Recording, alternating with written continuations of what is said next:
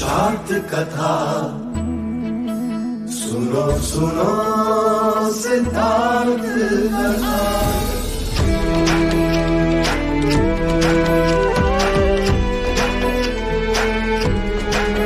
संसार में दुख का कारण क्या, संताप शोक का निवारण क्या। संसार में दुख का कारण क्या, संताप शोक का निवारण क्या। इस खोज में सब कुछ त्याग दिया, हर वैभव से वैराग लिया। वो सृष्टि से संयुक्त हुए, सिद्धार्थ से गौतम बुद्ध हुए।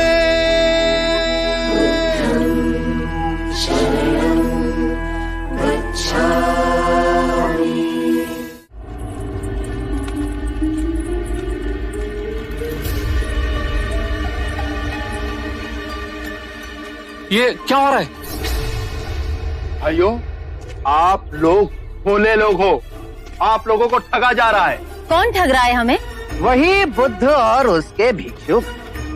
हमने सोचा क्यों ना आज उनकी परीक्षा ली जाए। प्रतिदिन निःशुल्क ही भिक्षा ले जाते हैं। पर वो तो महात्मा लोग हैं। कहानी का महात्मा? आज देखते हैं उनमें आध्यात्मिक शक्ति है या नहीं।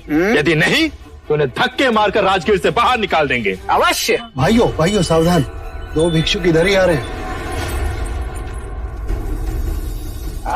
आइए भिक्षुकगण आइए। आप ही की प्रतीक्षा हो रही थी, पधारिए। देखिए, यह चंदन का भिक्षा पात्र बांस पर रखा हुआ है। यदि आप बांस को बिना छुए चंदन का भिक्षा पात्र निकाल दें तो आपको भिक्षा मिलेंगी, अन्यथा नहीं। हमें क्षमा कीजिए।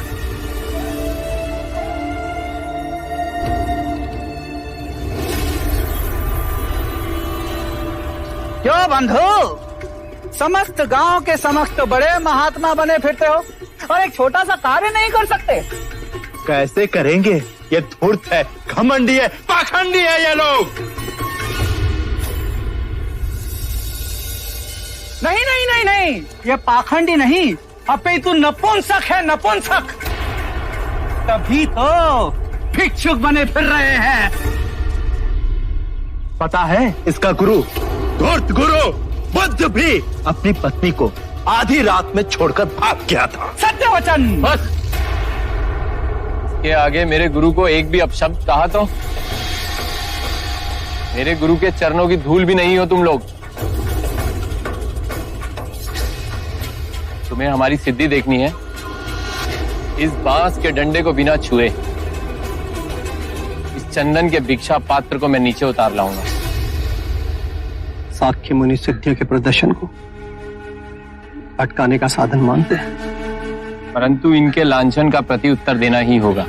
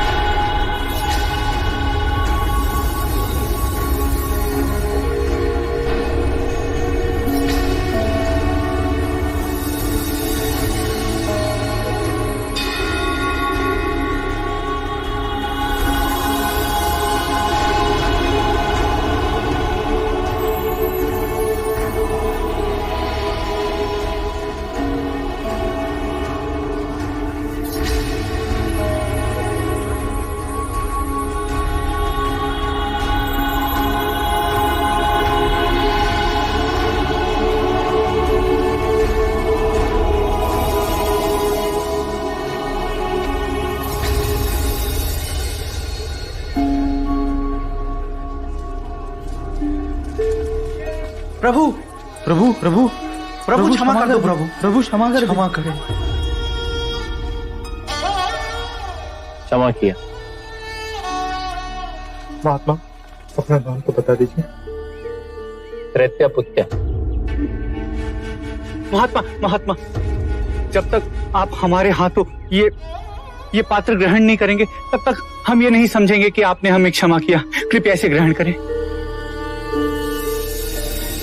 त्रैत्या पुत्ता के, त्रैत्या पुत्ता के, त्रैत्या पुत्ता के, त्रैत्या पुत्ता के, त्रैत्या पुत्ता के, त्रैत्या पुत्ता के, त्रैत्या पुत्ता के, त्रैत्या पुत्ता के, त्रैत्या पुत्ता के, त्रैत्या पुत्ता के, त्रैत्या पुत्ता के, त्रैत्या पुत्ता के, त्रैत्या पुत्ता के, त्रैत्या पुत्ता के, त्रैत्या पुत्ता के, त्रैत्या पुत्ता के, त्रैत्या पुत्ता के, त्रैत्या पुत्ता के, त्रैत्या पुत्ता के, त्रैत्या पुत्ता के।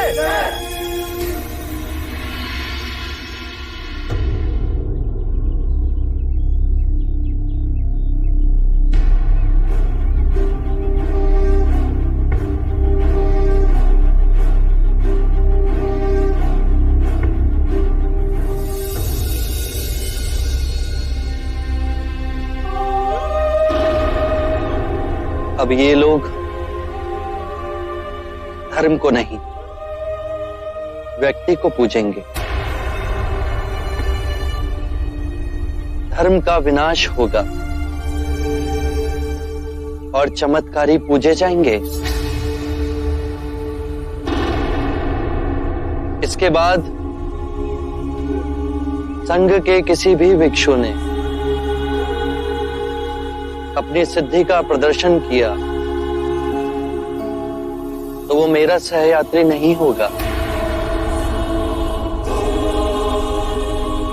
मैं समाधान मांगता हूँ। इन्होंने हमें अब जब कहे पूरा कहा, मैं चुप रहा, पर आप पर लांछन लगाए तो मैं सह नहीं सका।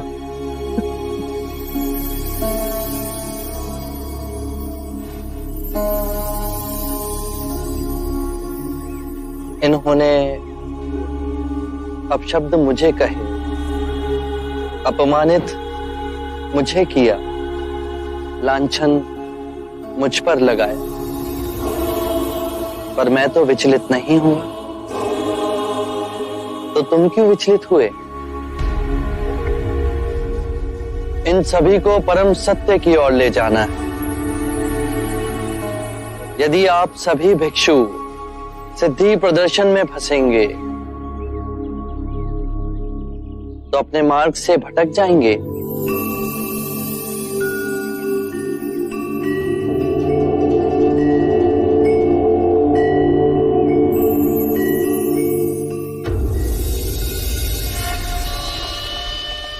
माँ, देखो मैं तुम्हारे लिए क्या लेके आई हूँ। आज देवदत्त काका है ना, मुझे वन में ले गए थे। वहाँ मैंने ये पीले पुष्प देखे। देवदत्त काका ने बताया कि ये पीले पुष्प आपको बहुत अच्छे लगते हैं। ये अच्छे है ना माँ?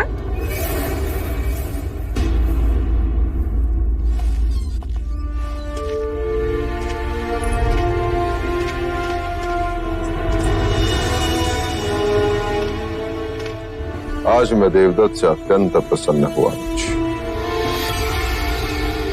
यदि इसने आजाद शत्रु को समझाकर मगध की सेना यहां नहीं रुकाई होती तो बहुत कठिनाई होती।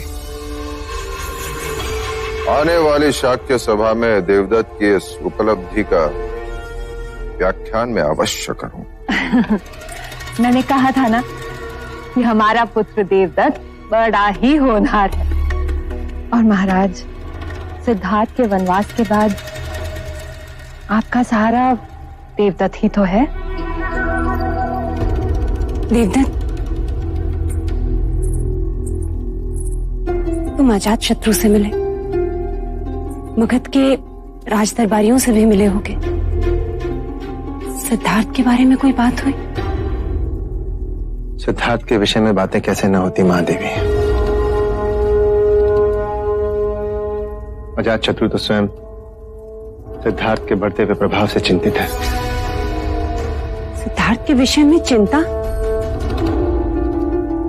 महादेवी, अब सिद्धार्थ को लोग बुद्ध के नाम से पुकारते हैं। युवाओं में तो सिद्धार्थ का अनुयायी बनने की जैसे होड़ सी लग गई है। गृह गहने सब त्याग कर युवाओं ने तो उसके पीछे पीछे चलना शुरू कर दिया है। और तो और महाराज बिंबिसार स्वयं सिद्धार्थ के अनुयायी बन गए। सिद्धार्थ अब बांस की कुटिया बनाकर वहीं रहता है। भिक्षा पात्र में भिक्षा मांगता है दिन रात, और दिन में केवल एक बार भोजन करता है।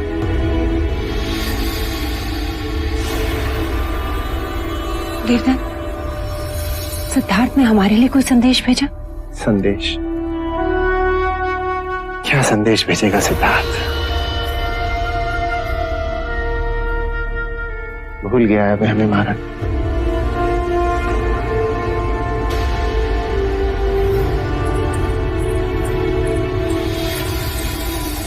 महादेवी, इसमें उदास होने वाली कौन सी बात है? हमें तो पलट अभिमान होना चाहिए कि हमारा सिद्धार्थ कितने लोगों को प्रभावित कर रहा है। और फिर महाराज बिंबिसार, वो तो स्वयं सिद्धार्थ के अनुयायी बन गए।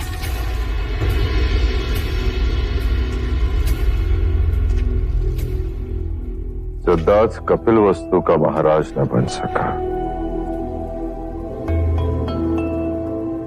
राज्य किया वो भी महाराज न बनकर।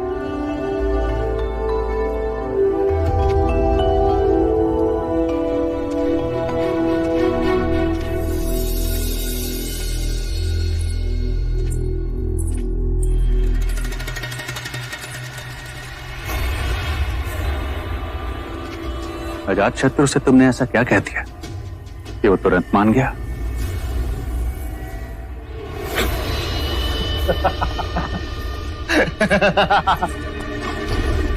अजात शत्रु मगध का नरेश बनने को व्याकुल है, और मैं शाक्यों का महाराज। बस हो गया दोनों में सौदा कि वो महाराज बिंबिसार की सेना को यहीं रहने दे,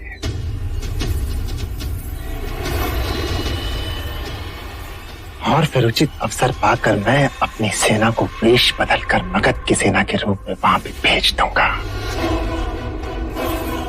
और महाराज बिंबिसार अजात शत्रु मगध का सिंहासन पालेगा, और मुझे शाक्यों का महाराज घोषित कर देगा।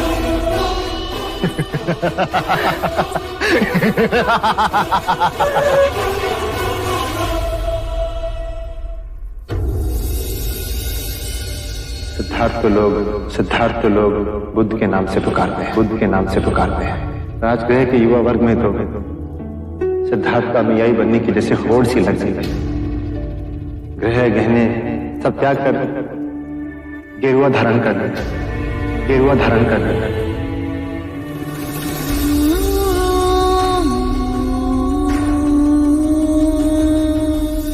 भिक्षा पात्र में भिक्षा मांगता है दिन रात, और दिन में केवल एक बार भोजन करता है।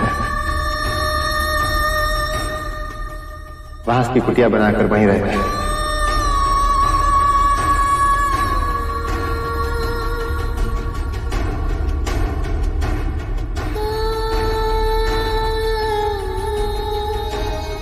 भूल गया है हमें महाराज।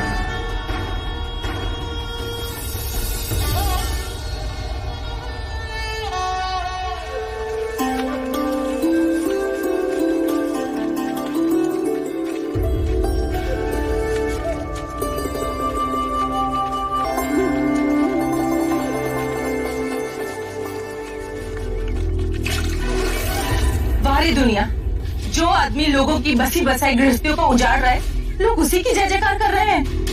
मेरे पति को भिक्षु बना दिया। तुम पाखंडी हो। तुम्हारे भिक्षु चमत्कार दिखा के युवाओं को फंसाते हैं और उन्हें भिक्षु बनाते हैं। अरे तुम्हारे जैसे ढोंगी को तो ऐसा दंड मिलना चाहिए। तुम करुणा का पाठ सिखाते हो ना सबको, लेकिन तुमने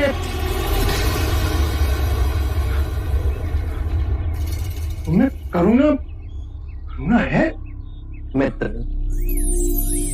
यदि तुम अपने पड़ोसी के लिए कोई उपहार लाओ और वो उसे ग्रहण करने से मना कर दे, तो वो उपहार किसके पास जाएगा?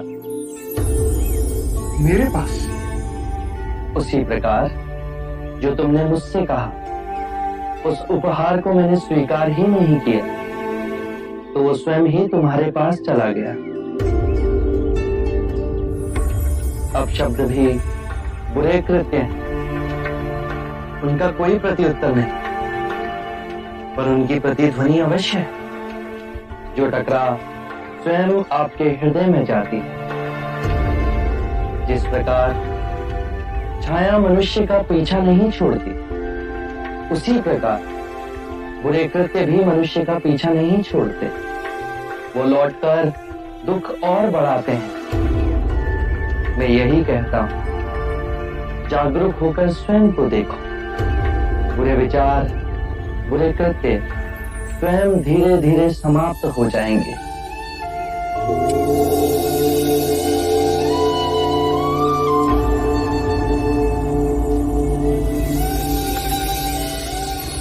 आप महान हैं। आप शब्द का उत्तर आशीर्वाद। आप सच में महान। मुझ में और तुम में कोई अंतर नहीं।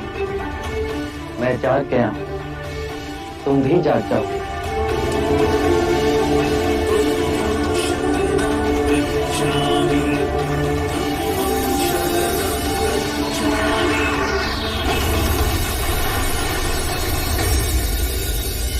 अमात्य, इस संदेश के साथ और एक संदेश लिखो। अब शांति काल है, इस मास किसानों से कर नहीं वसूला जाए। ये तो बहुत उचित है महाराज।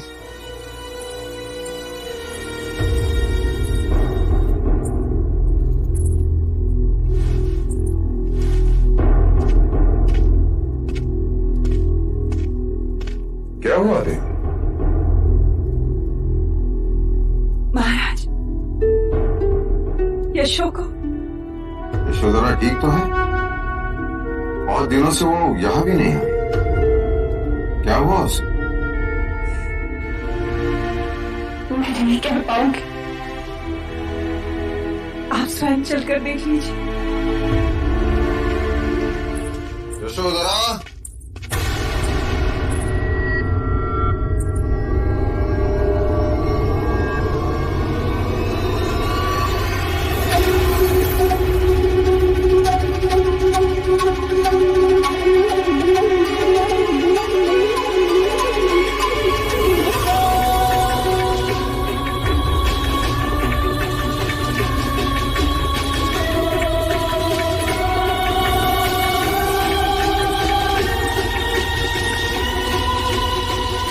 ये क्या है यशोधरा?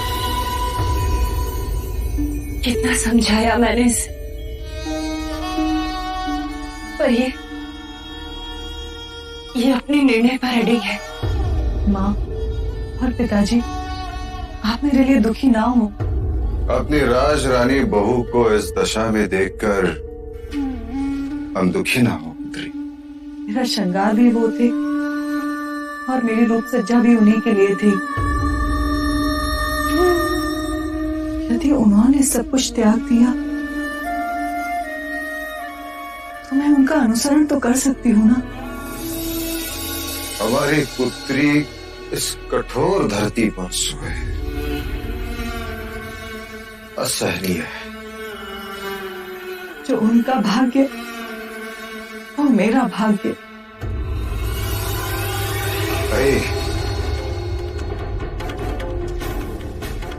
बहुत अन्याय हुए हैं तुम पर। इस अन्याय का अंत यही होगा। अमात्य। जी महाराज। देखा अपनी भावी महादेवी की दशा। विरह रोग ने उसे ऐसे तड़पाया है कि इस फूल सी बच्ची की हालत देखो। बहुत अनर्थ हुआ है इस पर अब ना होने दूंगा। तुम शीघ्र से शीघ्र मगध जाओ और सिद्धार्थ को वापस ले आओ। पिताजी, उनके मार्ग में बाधक बन जाए हम। कोई बाधा नहीं बनेगा उसके मार्ग में। सिद्धार्थ के पास जितने शीघ्र हो सके उतने शीघ्र जाओ। उसे कहना कि वन में ही रहना है तो कपिल वस्तु के वन में रहे। इस अबला की स्थिति का वर्णन कीजिए। क्या दोष है इसका जिसका दंड ये भुगत रही है? पिताजी, कृपा कीजिए। सिद्धार्थ यहाँ होगा तो कम से कम तुम उसे देख तो सकोगी, उससे बात तो कर सकोगी। इस विरह के अग्नि में प्रतिदिन भस्म होने की आवश्यकता नहीं होगी। अमात्य चन्ना को साथ ले जाओ। सिद्धार्थ के हृदय में उसके प्रति प्रेम है। शीघ्र जाओ। जो आज्ञा महाराज।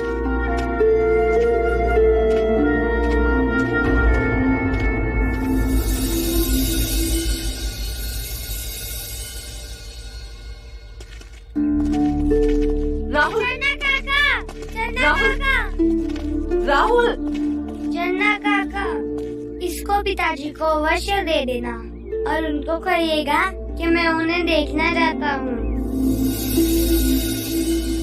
राहुल, इस तरह अपने पिता को विवश करना उचित नहीं। नहीं माँ, आप उन्हें लेकर आएंगे ना? हाँ छोटे युवराज, आपके पिता के बिना मैं ना आऊंगा।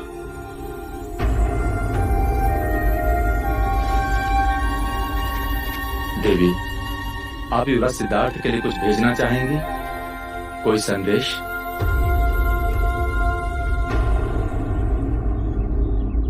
पहले मैंने उनके लिए कमल का पुष्प भेजा था, वो उन्होंने लौटा दिया। मैं तब भी नहीं चाहती थी और अब भी नहीं चाहती कि मेरे कारण उनके मन में कोई द्वंद्व हो। मैं उनके साधना के मार्ग में बाधक नहीं बनना चाहती। यदि वो मेरे लिए कुछ भेजें तो मत लाइएगा। बस उनसे कहिएगा कि यदि वो कोई उपहार देना चाहते हैं तो यथासंभव अपने दर्शन दे दें। अमात्य, इस बार आप और चन्ना अपने महाराज को निराश नहीं करेंगे। कदापि नहीं महाराज, युवराज सिद्धार्थ आएंगे। इस तपस्विनी देवी यशोधरा का तप अवश्य सफल होगा।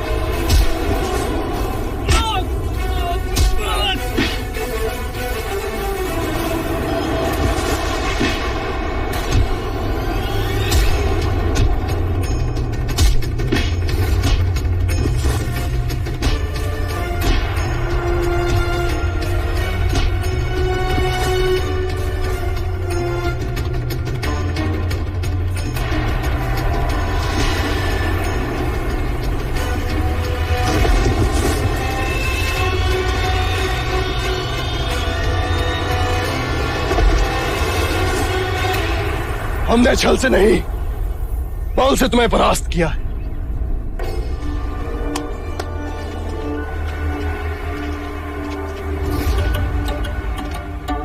आपको पूर्ण विश्वास है कि मगध के सेना नायक हमारे साथ हैं? हाँ, वो बुद्ध और महाराज से आहत है। यदि आपकी आज्ञा हो तो मैं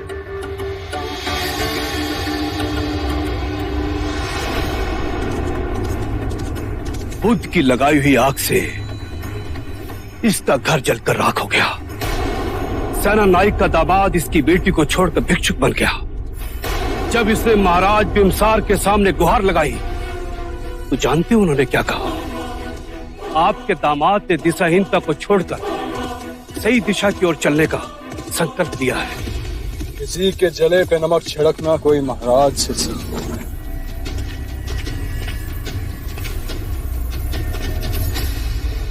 भगत को इन दुर्दिनों से बचाने का संकल्प है। संकल्प है युवराज।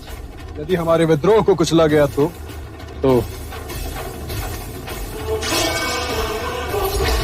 मैं शपथ लेता हूं, प्राण दे दूंगा और मगध पर और आप पर आंच नहीं आने दूंगा। मुझे तुरंत 2 विश्वसनीय और निपुण तलवार चलाने वाले चाहिए। राज केवल 2? 2 बहुत हैं। बस उनमें महाराज का शीश धड़ से अलग करने का साहस होना चाहिए। मुझे महाराज बिंबिसार का कटा हुआ शीश चाहिए।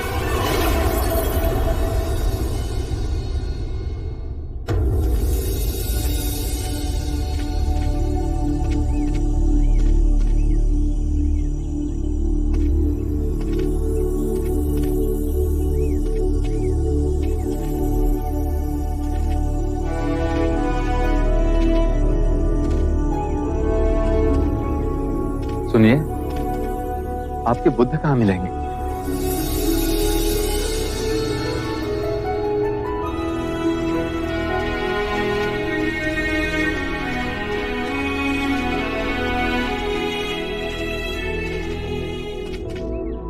युवराज, युवराज, शाक्य मुनि बुद्ध, शाक्य मुनि बुद्ध।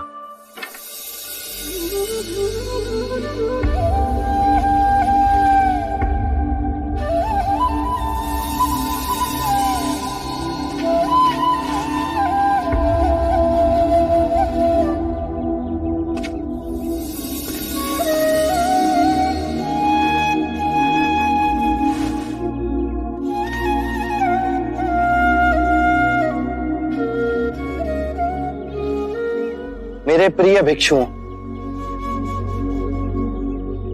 ये मेरे परम मित्र चन्ना है और ये पिता तुल्य अमात्य कपिलवस्तु के मंत्री।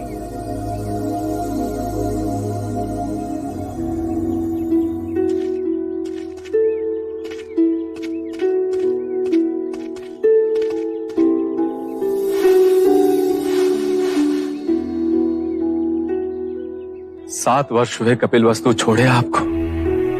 इतने तेजस्वी, इतना ओज, मैंने कभी सोचा भी ना था कि मेरे भाग में ऐसी सुंदर आभा देखने को मिलेगी।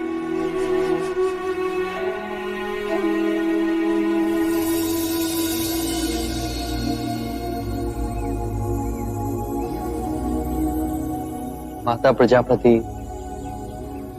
और पूजनीय पिताश्री कैसे हैं? आपके जाने के पश्चात कभी भी हमने उन दोनों के चेहरे पे खुशी नहीं देखी।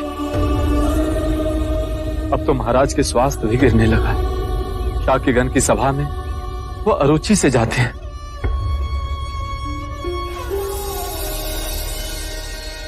ये युवराज राहुल ने आपके लिए भेजा है।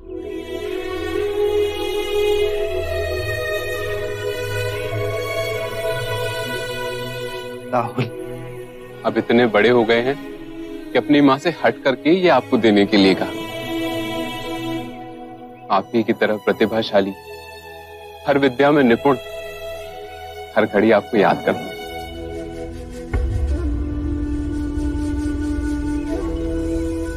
देवी यशोधरा कैसी है?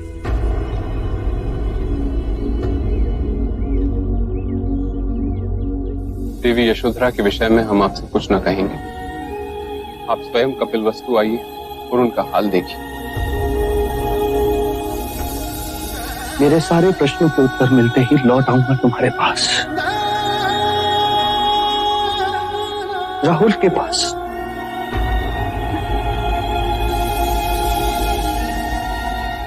जब से आपने मुक्ति का मार्ग खोजा है, कपिलवस्तु की सारी प्रजा आपको देखने के लिए आतुर है। एक डोर से महाराज और महादेवी के प्राण बंधे कब वो अपने पुत्र सिद्धार्थ को देख। देवी यशोधरा महल के द्वार पर होने वाली हर दस्तक पर चौंक जाती है और झरोखे की ओर भागती, फिर निराशा उन्हें घेर लेती। उनकी पीड़ा का आभास राहुल को ना हो, इसलिए आपके बचपन की कहानियां उसे सुनाती। हम आपको कपिलवस्तु ले जाने आए।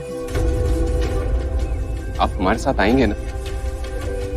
मैंने प्रण लिया है, आपको लिए बिना ना लौट। मैं कपिलवस्तु अवश्य आऊंगा।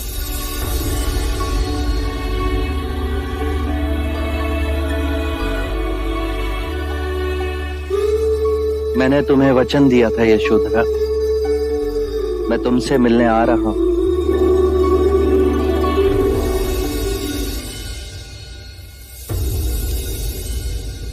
यशो,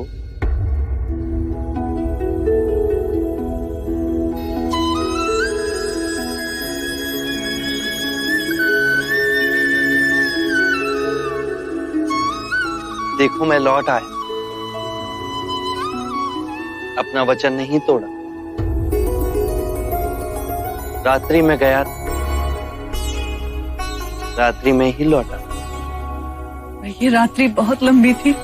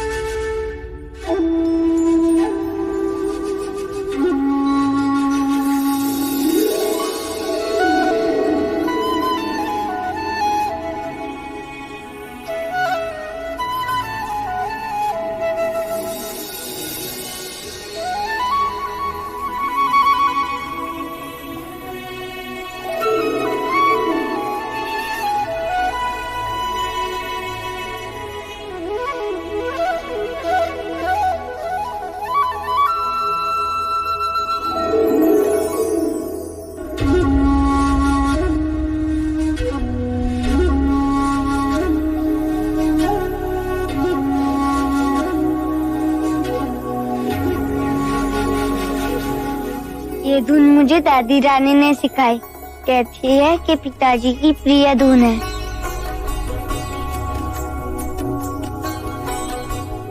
माँ, तुम बड़ी प्रसन्न दिख रही हो।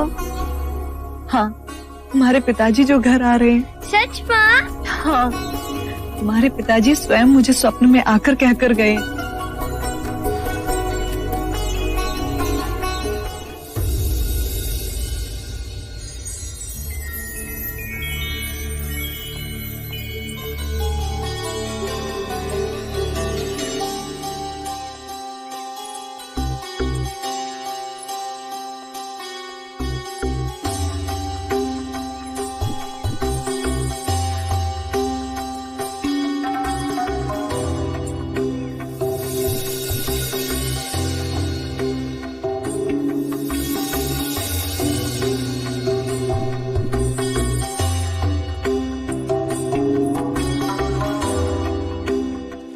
ये मेरा पुत्र जीवक है।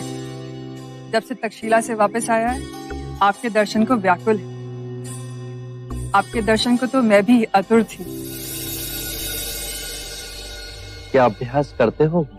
इस समय पिताश्री से पंचशील की शिक्षा ले रहा हूँ। क्या मैं बड़ा होकर आपका अनुयायी बन सकता हूँ? अवश्य, क्यों नहीं।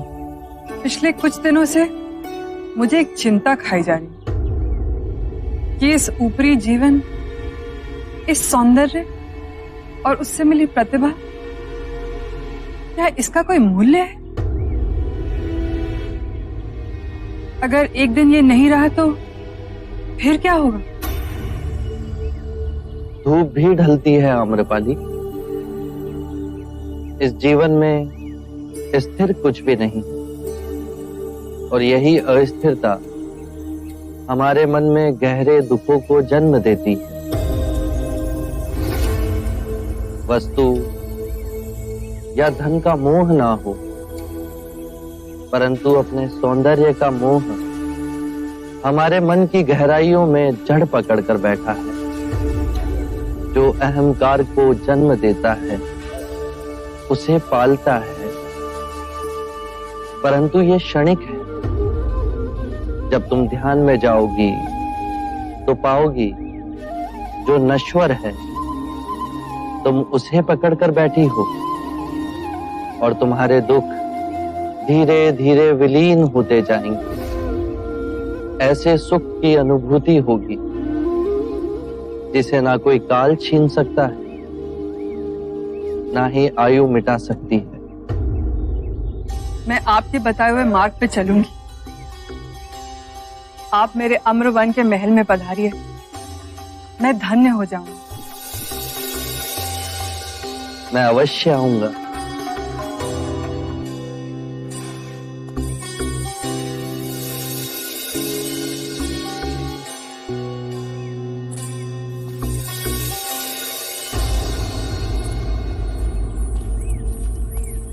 जब आप आम्रपाली से बात कर रहे थे तो उसके रूप का कोई आप पे प्रभाव ही ना पड़ा। आप में अजर चेतना है, पर इसी भिक्षु के समक्ष ऐसी सुंदर स्त्री आ जाए तो किस प्रकार वो आप साथ संभाव उत्पन्न करे। रूप और कुरूप ये दोनों ही विभाजन हमारे मन ने ही बनाए हैं। ये उन्हीं 5 तत्वों से मिलकर बना है जिससे सारी सृष्टि बनी है। यदि हम एक कलाकार की दृष्टि से देखें तो कोई भी वस्तु अद्भुत और कोई भी वस्तु कुरूप भी दिख सकती है। ये बादल, ये हवा, ये सूर्य की किरणें, पतझड़ में सुनहरे वृक्ष और ये बांस का मनोरम वन सब सुंदर है। संभवतः ऐसी कोई सुंदरता नहीं जो एक मनुष्य की एकाग्रता को क्षीण कर सके जितनी नारी की सुंदरता। यदि नारी के रूप ने मनोग्रहित किया तो पुरुष अपने मार्ग से भटक सकता है। यदि आप अपने चित्त की गहराई में जाकर देखें तो आप जिसे सम्यक दृष्टि से देख रहे हैं वो दोनों कभी आपको अपने मुंह में नहीं बांध सकेंगे। फिर सौंदर्य क्या है बुद्ध? सौंदर्य जो अमिट है, जो कभी दुखों का कारण नहीं बनेगा, वो करुणामयी मुक्त हृदय कभी भी कार्य कारण से बंधा नहीं होता। वो हृदय जिसमें शांति और आनंद का भाव हो, वही परम सत्य है। बस अभ्यास करो, ये द्वार सबके लिए खुले हैं। बस पहला पग आपको स्वयं उठाना है। धन्यवाद आपका। आपकी जिज्ञासा से सौंदर्य ज्ञान हमें मिला।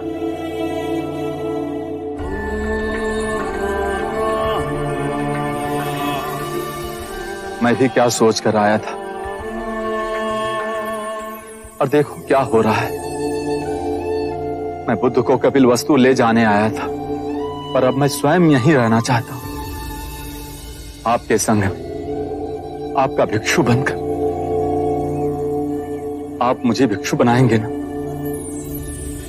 अवश्य। कपिल वस्तु जाने के बाद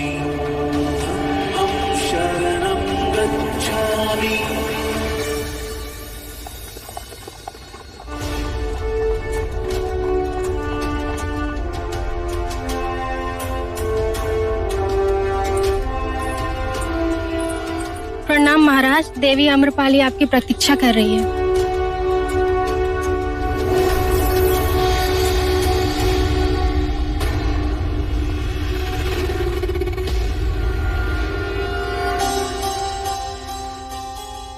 आज मैं बहुत आनंदित हूँ। धन्य भाग हमारे तो आज बुद्ध के दर्शन मिले। जीवक भी पूछ रहा था कि वो बुद्ध का अनुयायी बन सकता है या नहीं।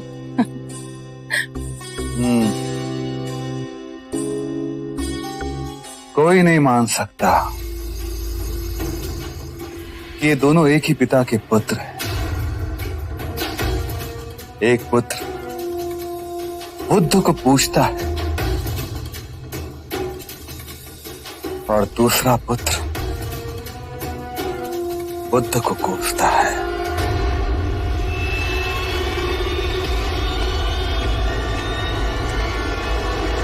न जाने अजात शत्रु की महत्वाकांक्षाएं उसे किस गहरी खाई में ढकेल देंगी।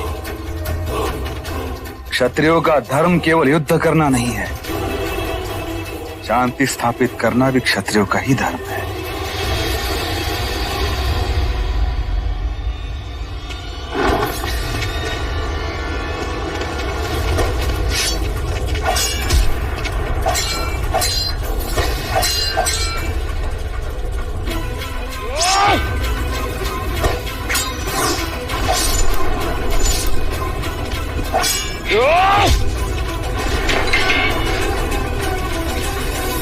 रुक जाओ, इसे दंड हम देंगे। तुमने मगध नरेश बिंबिसार के ऊपर आक्रमण करने का दुस्साहस किया है।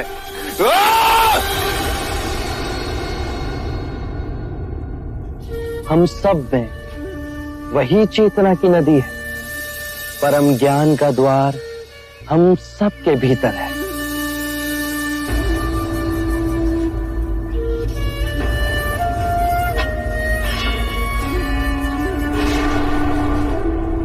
जाओ,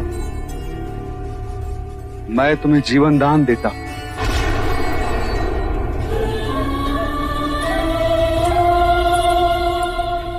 जिसने आप पर वार किया उसे जीवन दान दिया आपने? मैं बुद्ध का अनुयायी हूं, उनके पंचशील सिद्धांतों का उल्लंघन नहीं कर सकता।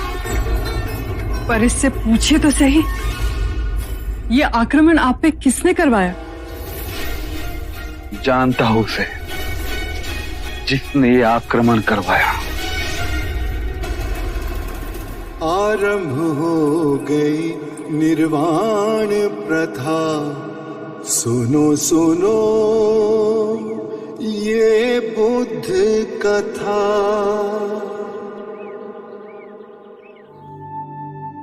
सौंदर्य अनित्य है, इसीलिए भावबोध से मुक्त पुरुष न सुंदरता से सम्मोहित होता है और न ही कुरूपता से विरक्त।